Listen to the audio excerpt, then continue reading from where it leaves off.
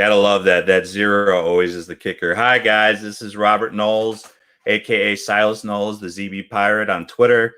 Recovery Mode, pushbondconsulting.com. Coming at you with another episode, basically consulting with educators, having conversation with educators and administrators about the new normal, about what we're into right now with COVID and our social distancing plans, and pretty much some viewpoints from around the world, man. So, we're going from overseas, California, New York, pretty much everywhere in between, talking with different people in education. This is why we're here. This is our 158-page book you can find on pushbondconsulting.com. Basically, the best price in the world, free. So definitely you can pick it up for free. It talks about what we're going through with change in this thing on education and what we're doing right now. And I, being a high school teacher, I know that I am just burnt out after 2 weeks, but got a gentleman on the line who we're going to have today. And if you don't know, you should know who this person is. He has this awesome book, One Drop of Kindness, that was written. We'll talk about that and how this, how kind of, I know it wasn't written because of what we're in, but it kind of actually fits into, being kind to one another and everybody around us during this time. So definitely, I want to say hello and welcome to our friend Jeff Kubiak. Jeff, how you doing, brother? I'm fantastic. How you doing, my friend? Hey, hanging in there. We were just talking a little bit before, and Jeff is experiencing some of the Northern California wildfires right now, and I could see actually through your window behind you, like the tint, like the little tint of red, brownish kind of thing going on. How you guys doing? Like family and everybody? I mean, you guys hopefully you're doing well, but what's it like? Yeah, we're safe here. I live near San Francisco and Sacramento, kind of between, but I have so many friends and family that are affected. We have fires everywhere. We're getting ash all over here and my eyes are burning, but it's nothing compared to like Oregon, Washington, and throughout California. Just, people are losing their homes like every minute. Some of these fires are spreading like 2 to 3 football fields every second. And I can't even comprehend that. And so, the weather is starting to cool a little bit. Finally, we're hitting the mid 80s. And so hopefully those will help the, wait, 80s is cool. That's the cool weather. Dude, last weekend we were buck 10 and the AQI was like 250. Oh my God. It's hazardous. So, it was hot. And so mid 80s, low 80s, and the men and women in yellow serving our, CAL FIRE and all the firefighting agencies, they're kicking ass, working 72-hour shifts. They're phenomenal. And so I wish put our thoughts for them. Definitely. I wish, we've been in Chicago. It's just been rainy and like 60 degrees all week. I wish I could take my rainy and 60 degrees, just push it to the West Coast and, Yeah, we'll take it, man. We'll take the rain, but take out else. Just kind of praying for that. We got lots going on. Today is 19th anniversary of 9/11. Definitely. Thinking about my buddy Andy O'Grady, who was lost in that one, and we just we got COVID and fires and civil and social unrest, and it's a good time for us to come together, I think. Definitely. So for everyone who might not know who you are, give us a little lowdown. Like, who is Jeff Kubiak? Like, who are you in the educational world if no one knows you already? I'm a passionate guy about equity, inclusion, and change. Trying to level the playing field for everyone, and getting rid of our white privilege and our supremacy and racism. But really trying to provide equity for everyone. And that includes, the groups that have not been as recognized in the past, and trying to make sure that our English learners are getting a better chance, and our physical and emotional disabilities and anxiety, LGBTQ, our foreigners that are becoming Americans, and just homeless, foster. So I'm a champion for the underdog. Although I'm a white male, I have been given the advantages of white privilege over my lifetime, and it's unfortunate that because of the color of my skin, I'm giving certain privileges ahead of time, and there's too many people without, and we've got to change it. And you know, it was crazy watching. You know, I just watched the beginning of the football game last night, and to hear the boos and stuff during the NFL is calling it, you know, for equality. I don't quite like that term, but we'll let them call it. And you know, got the arms locked with Mahomes and some of the Texans and stuff, and just to hear the boos, it was heartbreaking.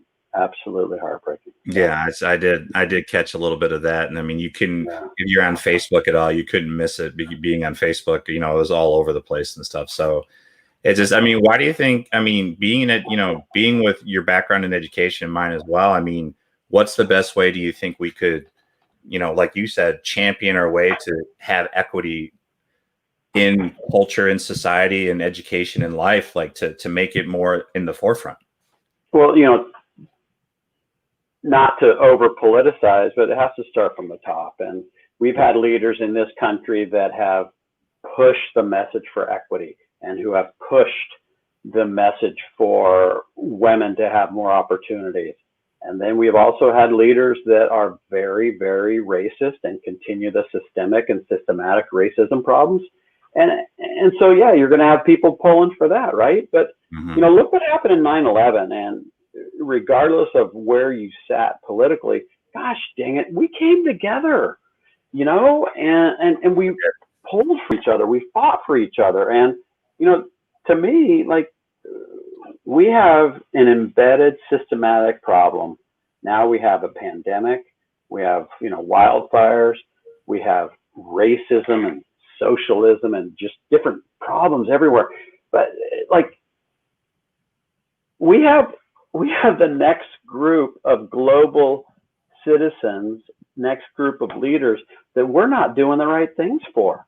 And, you know, looking at what's happened to our climate, and we want kids to be able to get out there and lead, and you know, we're struggling. We're struggling serving them. We're struggling serving them educationally, socially, emotionally, and we have to do better. And I think there needs to be more educational voices included in the conversation, and not just a couple of old white men. You know, that's not serving it. Or you know, not to put names out there, an older white woman, you know. Yeah, everybody's name out there. let's just, you know, I'm a white guy. I might have a couple things to include, but you know, we have so many people of color that are kicking ass and that are such leaders, and you know, like let's get them more involved and let's hear their voices more. Tired of this. Amen, brother. Definitely. It's just it's one of those things, and I mean, even bringing up your book, man, the One Drop of Kindness, you know, with this, I mean, talk about needing something like this more than ever. You know, I know this book is pretty much, I mean, tell me the story behind it. I know it was pretty much aimed at the younger crowd, but I mean, definitely you could look at that book and apply it to today. I mean, where did that, you know, where did the inception of this book come from? Well, it's kind of funny too, because I'm starting to hear from teachers in middle and high schools. You know, the best high school teachers to me are the ones that still use picture books. There is so much inside a picture book that can do wonders for not only like your English classes and writing, but just for conversations, right? And, you know, I struggled in school. I didn't fit in school. I was an ADHD kid that struggled to learn. You know, I got disciplined a lot. I got suspended. I was always in trouble. Then I started picking on kids because I didn't like it. I couldn't learn that way. And sixth grade, I had a teacher that turned things around for me. But the whole thing with the book is our character Gus is really, he's a metaphor for anyone who's broken or not heard. And so Gus happens to be an orphan, school to school, home to home, right? So he could be a foster youth. He could be a homeless youth. He could be an immigrant. It doesn't really matter, but he is a metaphor for someone at school that doesn't get heard or hasn't had a relationship or found their story, right? And he's broken. He's he's mean, he's a bully, he's picking on people, no one likes him, until all of a sudden, he's got this message in his mind from his mother that, left him at an early age because she died. One drop of kindness is all it takes to fill a heart with love. And he keeps hearing that. And then one day it just clicks. Something happens at his school, which I won't give away. And it completely was a light bulb, heart changing moment. And he became Gus the kindness kid. And really his one little drop ripple effect changed the whole school, the community, and, his little school became known across the world.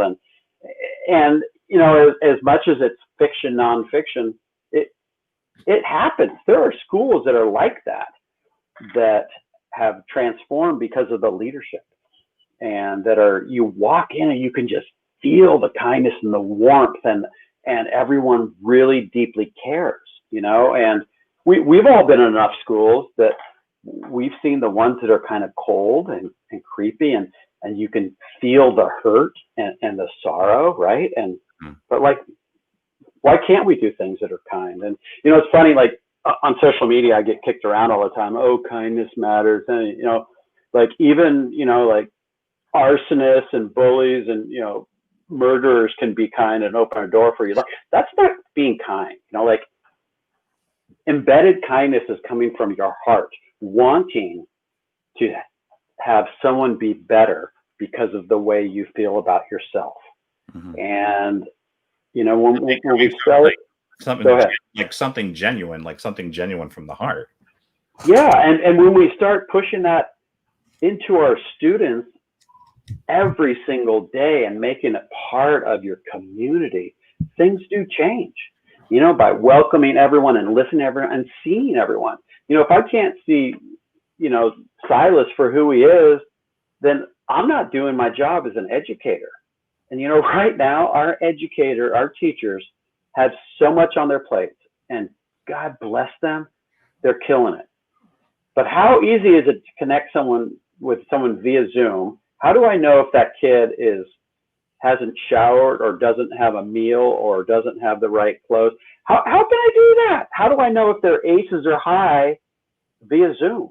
And we got educators breaking the boundaries, going and visited people in masks and stuff. And it's just, I'm truly honored to even call myself an educator right now. And it's just going through, I'm in 2 weeks deep in this remote learning, this virtual learning we have. And I'll tell you, man, I've never been so exhausted in my life after week 2. I mean, just to give you an idea, like literally, this is how I feel every single week. It's just ridiculous now. I'm so just drained mentally, because now we're getting to this new thing with the virtual windows, and now they can close this virtual window on us. So we have to encourage them now to open up even another layer of themselves to us, because now they can hide again and not have to respond except for a chat window or a thumbs up, thumbs down emoji or things like that. So it's just, the content's there. I mean, anyone can teach content. Is if you can connect with a kid and build a relationship and build everything with them, that's the key. And I don't think a lot of educators, they're starting to get it. I don't think most of them get it yet, because it's not about the content. It's just the connection that you make. And if you it's not. It's not. But like, what about our kid that either lives in his car or he's in an apartment with 12 other people? We're asking him or her to let us into their house and to see what's going on. And maybe they have such a bad connection, but they maybe are dirty and we got people screaming in the background. Why should that kid have to put a camera on? Come on, that's like, where is the equity of the oppression right there? And so we have to think about those kids just as much as, the kid in the Bel Air mansion or whatever. But like, this is further driving our inequity and imbalance.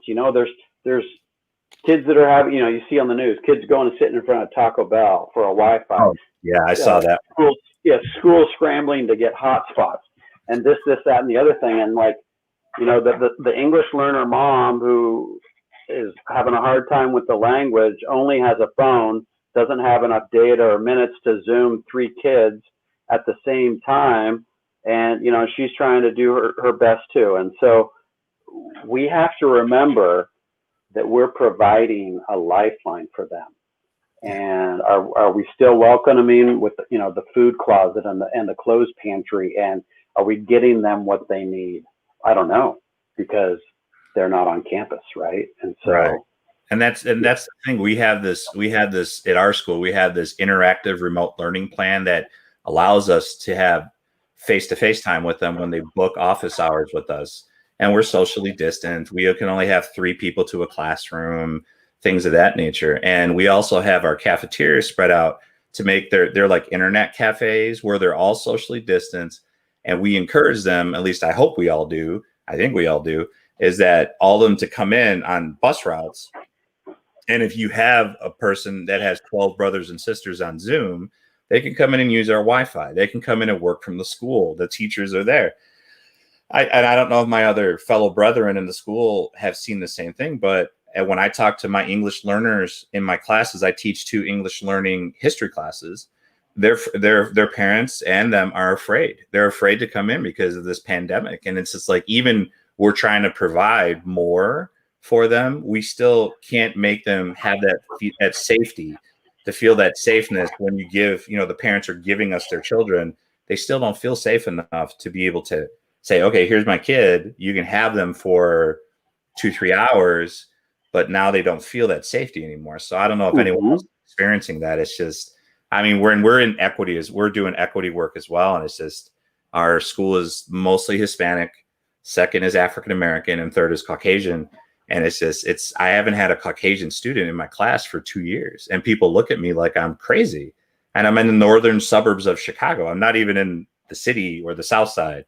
I'm in the suburbs of Chicago, and I still haven't seen a Caucasian kid. I think now I have an advisory period, but in my normal classes, it's all been mostly Hispanic and African American. So it's just, I just trying to relate to other teachers to be like, look, I have struggles too. It's just, even with this, I speak Spanish and everything else, but even with this equity that we're trying to face, it's like, it's hard. Yeah. And are you able to even have the time to hear the stories of outside the gunshots or the riots, or we don't have the food and, we're trying to make ends meet, or, whatever someone's struggle is, but like, we don't know what goes on in the apartment or the house or the shanty or the doubled up place. And for us to presume that's wrong, and unfortunately, we don't, as educators, we don't have the time to discover all their aces, discover all the holes, discover all the areas of need for SEL and everywhere that they need growth and nourishment and cultivation, right? And so, providing them an equitable education is not, in the eyes of some of our leaders at the top, giving them, great textbooks and internet, and pedagogy. No, it has nothing to do with that, right? Mm-hmm. It's the opportunities, at least to have a chance, and you can't see that, I don't think, if your kid's going to a $65,000 a year private school. So, it's frustrating. Do you think, now here's the thing too, talking about equity and stuff, do you think, we let off the year with losing a major basketball star, and then we went into this pandemic, and then from this pandemic, we went into all these George Floyd, all this other Breonna Taylor, all these things going through. Do you think we would have gone into any of this if it wasn't for COVID-19? Or do you think the pandemic helped shoot the focus onto these ideas and these issues that we're dealing with today? What do you think? Yeah, it's hard to predict. And I think we did what was right for the situation, and we would have done what was right for the situation without COVID. And to me, I think from the amount of Black friends and brown friends and people that don't feel that they have the voice and empowerment, I've heard that finally enough was enough for a large enough group that finally wanted, it was kind of put up anyway. And, I think the way they've been treated by white privilege and our society and the government and, people for too long, it's finally like, hey, this has got to stop. And so we'll see. I think it happened because it happened the way it was. And hopefully the momentum doesn't stop. I want it to be safe. I want it to be loud. And I want, change to happen for the right reasons. But, we'll see. We're a very short distance away from November 2nd, though. Yeah. Yeah, that's gonna be a fun time in our history again. Yeah, I remember just to and I won't. You could probably tell my political affiliations by this story, but I won't avidly throw them out there. I went to sleep the night before, and all the news stations and everyone else were like, all right, if this person's gonna win, they have to get this state, this state, this state, this state, this state, cross over to this state, get these three, and this miracle had to happen. And then the next morning you woke up and you found out who won.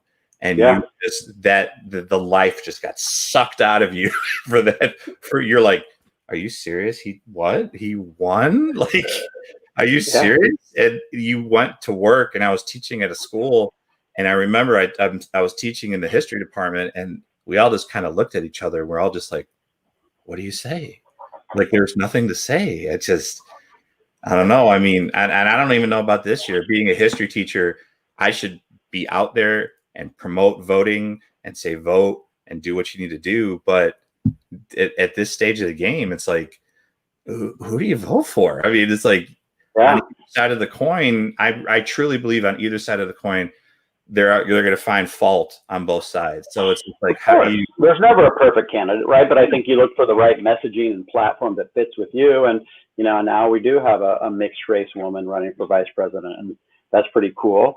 The other thing too, though, is like now it's not about the number of people to vote. It's about the number of people to vote in the right places, because, our overrun electoral college viewpoint is, so archaic and draconian now, in my viewpoint, that it doesn't matter about the popular vote anymore. It's about where the popular vote is and how dense is it in the places that count, right? So, right. But that's the magic of our democratic republic, as we call it. Mm-hmm. And so, unless things change, but it's pretty interesting, And I think I teach U.S. history for English learners, and just explaining the election process, and they're going, wait a minute, my dad voted, so his vote counts. I'm like, well, wait a minute, it counts kind of like this. It doesn't like, not like for prom queen. It's like it's a certain way, and then not a lot of people know that. Is that? But I mean, how do you explain that to someone that doesn't speak English, let alone someone that does? Like, I still don't totally understand the Electoral College enough to teach it to someone that doesn't speak English. It's convoluted, right? And it is, but it's it was built for the system that we have, not for the system that we have now. So it's like, remember those old School Rock videos that we had? Oh yeah, totally. Kids. I go back to those. I go back to those as much as I can, because with those, it's like it really shows like how we learned, and how we didn't have the internet or Google or any of these things, and it's like we had to actually pull out pencil, paper, and books. And they're like, "You're giving me a book?" It's like, yeah. About the computer. That's how I used to teach the preamble to my fifth graders when I taught fifth grade. I love that. So it's Schoolhouse Rock, baby. You do that. So real quick, I do want to give Drop of Kindness a little bit of love. I did some research, and I found something, and so I wanted to show a little bit, and we'll see what you think. Let's take a look. Kindness comes easy for some, but it can be a struggle for others. A new children's book explores that principle and the importance that kindness makes to our society.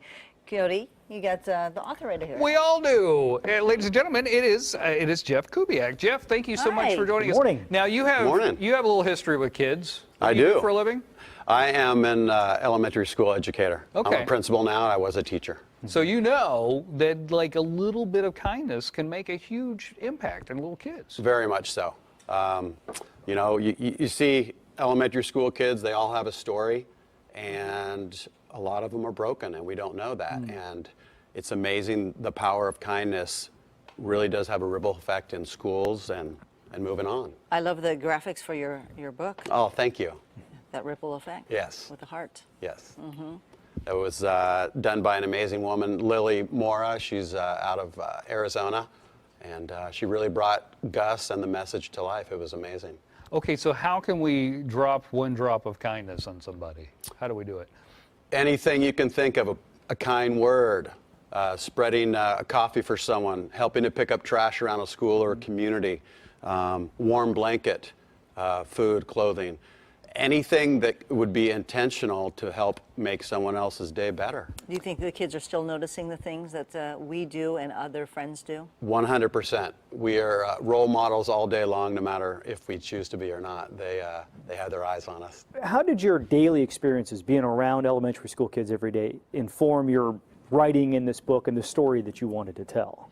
Well, I see a lot of kids that are broken, and it's usually the quiet kid in the corner or the kid that's totally acting out. And it's those kids that have the most power to make that connection with, because once they feel the love and kindness, then they're able to better get along in society and make things work. And so, you know, kindness clubs in school, things like that really have a huge, amazing, positive effect. It's great. It's really fun. I like the way you put the book together and stuff. It's fantastic, but I think this is my favorite part. So it's got little tear-outs where you can give to people to do like a little kindness right there. What's some So of those I would like to tear out one that says, give 3 people compliments today. 1, Tina, I really like your purple sweater. Thanks, Code. It really, with your hair and everything, it's gorgeous. John, I like your lack of a necktie. Oh, thank you. And then Jeff, I like your book a lot. I think this is really cool. Do you have plans for more of these? Is there going to be a series? Because you seem to have merch and everything. You're very smart about this stuff. Well, I appreciate it. We do have some merch, and yes, I hope that Gus's travels can go farther. And my next book is actually a little bit different. It's about bringing voice and empowerment to those students that don't typically have it. Do you find that this is an issue that parents oftentimes don't talk to their kids about because everybody assumes their kid is, oh, my kid's great, my kid isn't mean to any other kids at school, so they think it's somebody else's kid, but maybe this book is a way to bring it up? Yeah, I think so. The B word, bullying, gets overused so much. Just maybe it's not kind, or it's mean, or it's, you know, something that is just real quick reaction. But it's deep, and parents do need to have the conversations, and we all do. And I think even as we go through businesses and government and churches, communities, everything, we really could spread a little bit more So kindness. this is a story about Gus, and that's your Gus character right there. Yeah, this is a story about Gus, and he's a broken boy, but becomes Gus the kindness kid through a message from his mother. So That's Oh, I That's love so that. I cool. love that. And you Where wanna can we say- get it? Yeah, it's online, Amazon, Barnes & Nobles, some of the independent bookshops, and through EduMatch, my amazing publisher. you want to Nice. say hi to your school? I do. Nelda Mundy, Kindness Crew. Let's get this week, especially in memory of Martin Luther King Jr., and let's keep that ripple effect growing. Yeah. Wow, you went total in principal mode right Yes. there. That was awesome. That was awesome. Also, no running in the halls. Definitely. Thanks Safety so first. much for Thank coming you in, so and thanks for much. writing this. Oh, That's thank you, really guys. cool. I think Appreciate you're onto it. something. Thanks for having me. All right. Love Excellent. See, now here's the thing. I don't want to age you. How long ago was that? Boy, I don't know, 6 months, 8 months, something like that. That was 8 months Yeah, ago? something like that. Wow. Very cool. Very you look fantastic now. You look Oh, fantastic thank then. you. So I'm trying. definitely. But I thought that was a good clip to show because it really brings out the meaning of the book. And I think it's really meaningful today because it's just, you know, even it seems like it's more for the younger crowd, but it can be used, again, like you said, for education for the older crowd, for picture books and using pictures and stuff. I try and start out with pictures every day to say, hey, what does this mean? What do you try to interpret from this in history? So there is definitely a lot of stuff out there. So, and, you know, trying to wrap this up because I always like keeping these around a half hour. First of all, I always appreciate everyone's time. You're one of our teammates at Pushbound, so I definitely appreciate you Is there anything you want to end on? Anything you want to say about equity and what we've been talking about today, which I think has been a great discussion? Well, especially right now, I would love everyone to, kind of take their own oath of becoming a champion for more equity, inclusivity, and compassion. Especially, give everyone grace. Give the teacher grace. Give yourself grace if you're a parent with your child, and give the educator, and just give everyone a chance and focus on the betterment of how we can do things in the future. Yeah, definitely. Is there anything social media wise you want to plug right now, Jeff? Let everyone know where you're at. So my new book, It's Me, is coming out soon through EduMatch again. I'm excited about that. I'm on Twitter at Jeffrey Kubiak. JeffKubiak.com is my website, and connect with me. I do a ton of book chats for free. I don't charge schools to do Zoom calls or anything like that, and I like to provide. I'm going to hit you up. That I would have you come in, brother. I would have had free you, resources, man. Definitely. And remember, the book is in Spanish too, so uno gota de bondad. So check it out. Que bueno, señor. I like it.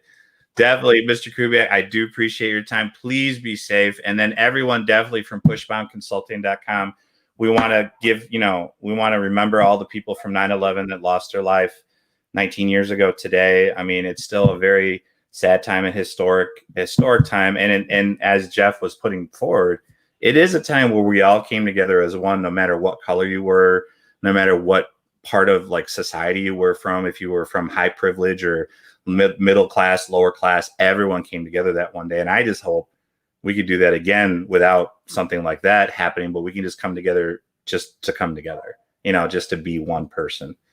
Fantastic. Yep. So now, and for all those teachers out there, we love you, man. We want you like this. We want you happy. We want you, coming home every day, just happy to be going through what you're going through. We know, I mean, Jeff is an administrator. I'm a teacher. I can tell you, man, it's definitely a different time right now. So from Mr. Kubiak and from myself, Pushbound Consulting, this is the Recovery Mode podcast. What are you guys doing to push the boundaries of your classroom, either virtually or in your school as well? Jeff, please be safe, brother, with the fires out there. We enjoy you. We appreciate you, and we'll talk soon. Likewise, my brother. Thank you. Thank you.